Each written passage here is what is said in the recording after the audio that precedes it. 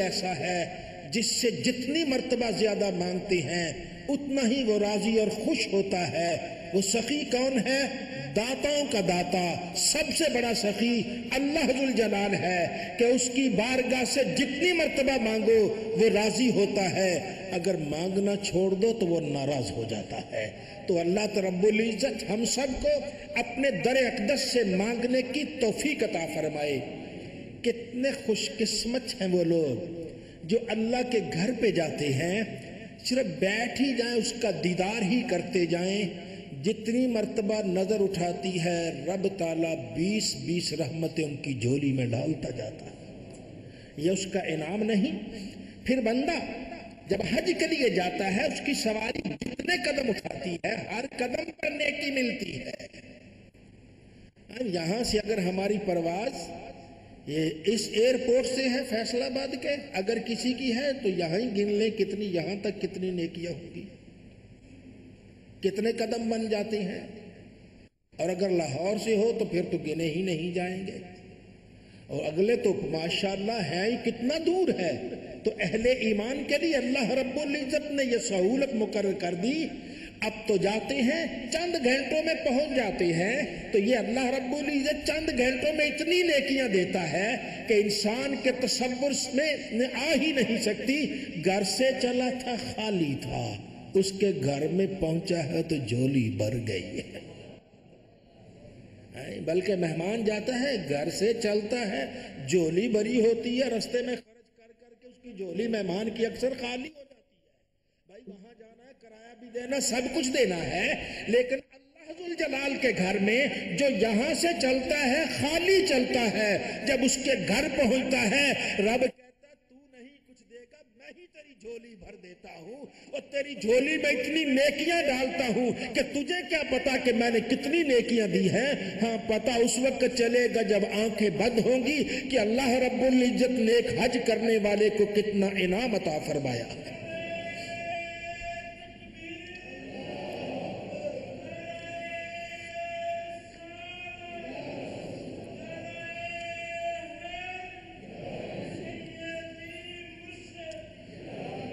حضور نبی کریم صلی اللہ علیہ وآلہ وسلم آپ نے ارشاد فرمایا کہ بندہ مومن جب جاتا ہے اللہ تعالیٰ قدم قدم پہ اسے نیکیاں دیتا ہے، اور کتنی نیکیاں ہو گئی گنی ہی نہیں جا رہی، بے شمار نیکیاں ہیں۔ گویا ایک مرتبہ جانے والا گناہوں سے پاک و صاف ہو جاتا ہے۔ نبی رحمت صلی اللہ علیہ وسلم نے ارشاد فرمایا جو بیت اللہ کے حج کے لیے اللہ کے گھر جاتا ہے وہ اللہ کا خصوصی مہمان ہے، اللہ کا مہمان ہے۔ ایک مہمان ہوتا ہے، خصوصی مہمان ہوتا ہے، اللہ کا مہمان ہے۔ اور جو اللہ رب العزت کا مہمان ہے پھر میزبان گھر آئے مہمان کی عزت کرتا ہے۔ ہمارے ہاں بھی یہاں ہے بعض کی طبیعت ڈیروں والی، ان کا ایک ڈیرا، وہاں وہ آتے لوگ جاتے، کسی کو پانی پلایا جا رہا ہے، کسی کو دودھ پلایا جا رہا ہے، کسی کو لسی پلائی جا رہی ہے، کسی کو کھانا، بعض کی طبیعت ہوتی ہے، یہ ان کی طبیعت میں سخاوت ہے۔ اللہ ذوالجلال وہ سب سے بڑا سخی، اس کا بھی ایک گھر ہے، وہ کہتا ہے میرے گھر آؤ، میں بھی تمہاری جھولی بھرتا ہوں، میں بھی تمہیں نوازتا ہوں، تمہیں اتنا دیتا ہوں کہ تمہیں تصور نہیں آئے گا کتنا دے رہا ہوں۔ وہ اللہ ذوالجلال فرماتا ہے تم تو میرے خاص مہمان ہو۔ اور مہمان کی جو عزت کی جاتی ہے، ہاں یہ میزبان پر فرض ہے کہ وہ مہمان کی عزت کرے، اس کو اچھی جگہ بٹھایا جاتا ہے، پہلے اس کو بٹھاتے ہیں، اچھی جگہ بٹھاتے ہیں۔ تو یوں سمجھیے جو اللہ کے گھر میں چلا گیا، رب کا وعدہ ہوگا آنکھیں تیری بند ہوگی، تجھے اچھی جگہ میں بٹھاؤں گا، اور بڑی اعلیٰ جگہ، قبر اس کی جنت بنا دی جاتی ہے، اس میں غلیچے بچھا دیے جاتے ہیں، اس میں قندیلیں آ جاتی ہیں، اس کی قبر جنت کا باغ بن جاتی ہے۔ اور میدان حشر میں، معاشر میں، قیامت کی گھڑی میں اللہ رب العزت اپنے عرش کے سائے میں نور کے منبر بنا بچھا دے گا اور کہے گا حاجیوں آ جاؤ، مہمانوں آ جاؤ، یہاں آ کے بیٹھو تو وہ کتنے خوش قسمت ہیں. ہمارے ہی کئی بھائی گئے ہوں گے اس وقت, ہمارے ہی کوئی بزرگ گئے ہوں گے, ہمارے ہی تعلق والے, محلے والے, ہماری گلی والے گئے ہوں گے, تو وہ وہاں جاتے ہیں اور جا کے اللہ تعالیٰ کی بارگاہ میں دعائیں مانگتے ہیں, اور جب ان کے قدم اٹھتے ہیں دعا مانگتے ہیں, رب فرماتے اچھا میرے مہمان آئے ہو, اب میں تمہیں نوازتا ہوں, قیامت کے دن اپنے عرش کے سائے میں تمہیں جگہ عطا فرماؤں. اور پھر اگر کوئی خطا کار کسی کے گھر چلا جائے, کوئی جرم کر کے چلا جائے, تو بڑا آدمی جسے اللہ نے ذہنی طور پہ بڑا بنایا ہوتا ہے وہ اس کے جرم کو معاف کر دیتا ہے. عموماً یہ کہا جاتا ہے کہ اگر کوئی اتنا جرم, قاتل بھی کسی کے گھر چل کے چلا جائے تو اس کو بھی لوگ معاف کر دیتے, یار میرے گھر آ گیا ہے. بلا تشبیہ اللہ رب العزت کے گھر میں جو چلا جائے رب اسے معاف کرتا ہے. جو کچھ کیا ہو وہ اس نے کیا ہے, نہیں کرنا چاہیے تھا, لیکن جب اس کے گھر میں آ گیا ہے رب اپنے دروازے کھول دیتا ہے. وہ میرے گھر آ گئے ہو, اب میرے گھر آ گئے ہو, تیرے منہ سے کلمہ بعد میں نکلے گا, میں خدا وحدہ لا شریک تیری زندگی کی ساری خطاؤں کو پہلے معاف فرما رہا ہوں. تو اللہ ذوالجلال اسے معاف کر دیتا ہے, اس کی خطاؤں کو, اس کی لغزشوں کو, اس کی کوتاہیوں کو, اس کے جرموں کو اللہ معاف کر دیتا ہے.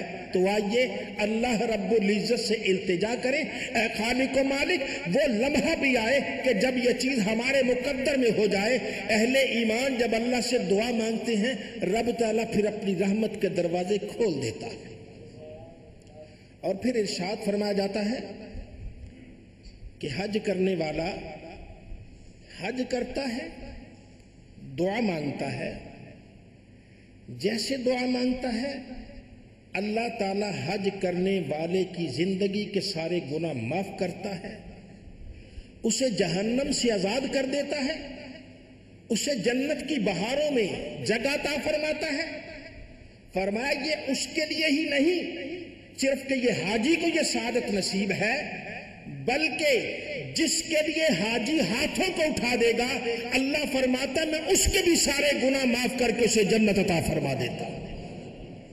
حاجی نے اپنے لیے ہاتھ اٹھائی, یا اللہ مجھے معاف کر دے, ابھی زبان پہ معافی کا لفظ آتا رب پہلے معاف کر دیتا. اور پھر وہ وہیں ساتھ ہی کہتا ہے یا اللہ میری گلی والوں کو معاف کر دے, رب انہیں بھی کہتا جا معاف کیا. میرے رشتہ داروں کو معاف کر دے, معاف کیا. میرے علاقے والوں کو معاف کر دے, معاف کیا. تو جو وہ کہتا ہے, جتنا وہ استغفار کرتا ہے, جس کے لیے اللہ رب العزت اسے معاف کر دیا کرتا ہے, تو آئیے کوئی حاجی جا رہا تو اس سے کہے ہمارے لیے بھی دعا کر دے. زبان تو اس نے ہلانی ہے, کرم نیلی چھت والے نے کرنا ہے, اللہ نے مہربانی کرنی ہے. تو اللہ رب العزت ہر اہل ایمان کو یہ نصیب فرمائے.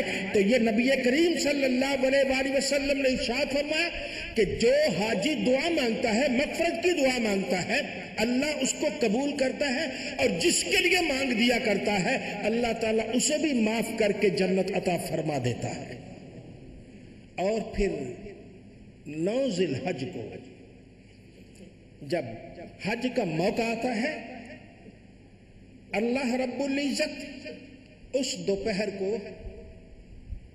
نماز ظہر کے بعد ایک چیز ذہن میں رہے, جو حج کا خطبہ ہوتا ہے جسے عموماً یہاں ٹی وی پہ لوگ سنتے ہیں, وہاں بھی جو لوگ خطبہ پڑھ لیتے ہیں سمجھتے حج ہو گیا, مبارک دیتے جی مبارک ہو, حج قبول مبارک ہو. اللہ تعالیٰ ہر ایک کا قبول فرمائے, لیکن وہ حج ختم نہیں ہوا, خطبے سے حج شروع ہوتا ہے. نبی کریم صلی اللہ علیہ وسلم نے میدان عرفات میں داخل ہونے سے پہلے خطبہ دیا تھا, یہ وہی سنت ہے. اس لیے مسجد نمرہ آدھی حرم وہ میدان عرفات سے باہر ہے, آدھی اندر ہے, تو جو امام ہے وہ باہر ہوتا ہے.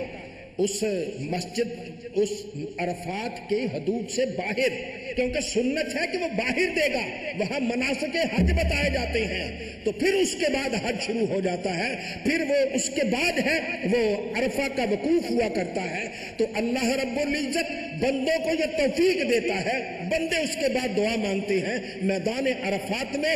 جب وہ اس کے بعد ظہر کی نماز کے بعد عصر کے قریب بندے جب کھڑے ہو کر دعا مانگتے ہیں، اللہ رب العزت آسمانوں سے فرماتا ہے، کیا فرماتا ہے؟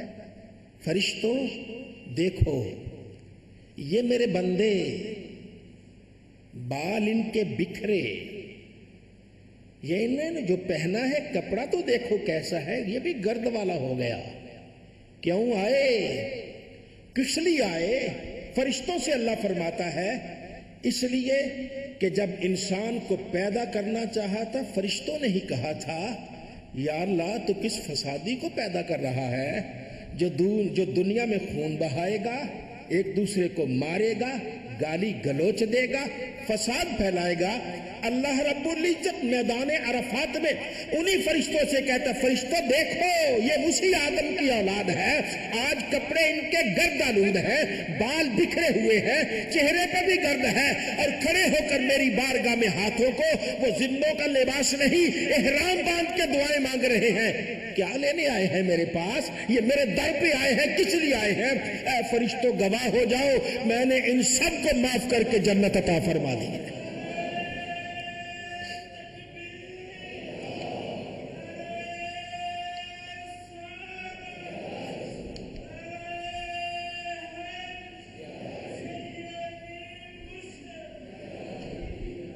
تو یہ اللہ رب العزت اس میدان عرفات میں فرشتوں سے بطور فخر فرماتا دیکھو میرے بندے تم بھی تو ہو، تمہاری الگ شان ہے، تمہارے اندر میں نے گناہ کا مادہ ہی نہیں پیدا کیا، تم تو نہیں گناہ کر سکتے، انسان کے اندر گناہ کا مادہ بھی پیدا کیا، نیکی کی رغبت بھی دی۔ آج دیکھو دنیا کی ساری رنگینی چھوڑ کر میرے در پہ آ گئے ہیں، میرے دربار آئے ہیں، وہ صاف جگہ جہاں گناہ نہیں، گناہ کی آلودگی نہیں، ورنہ کہ مختلف جگہ سے لوگ اکٹھے ہو کر کسی جگہ آ جائیں، وہاں جو خرافات ہوتی ہیں سب جانتے ہیں، لیکن آج غیر مسلم بھی حیران ہیں، کہتے ہیں محمد صلی اللہ علیہ وسلم نے نامعلوم ان مسلمانوں کو کیا پلا دیا ہے؟ 14 صدیاں پہلے جو عرفات کو پاک و صاف کیا تھا آج بھی اسی طرح پاک نظر آ رہا ہے، وہاں کوئی گناہ نہیں کرتا، وہاں جرم نہیں کرتا، کسی کو بری نظر سے نہیں دیکھتا، ہر ایک اپنا اپنا رونا رو رہا ہے۔ 35-40 لاکھ آدمی ایک ہی میدان میں اکٹھے ہو کر اللہ سے بارگاہ میں ہاتھوں کو اٹھا کے دعا مانگتے ہیں، نہ نظر میں برائی رہتی ہے، نہ کان میں برائی رہتی ہے، نہ زبان میں برائی رہتی ہے، ہر ایک اپنی مستی میں مست ہے۔ یہ کس نے کرم کیا ہے؟ نیلی چھت والے نے کرم کیا ہے۔ کس کے ذریعے سے کیا ہے؟ گنبد خضرا کے مکی کے ذریعے سے کیا ہے۔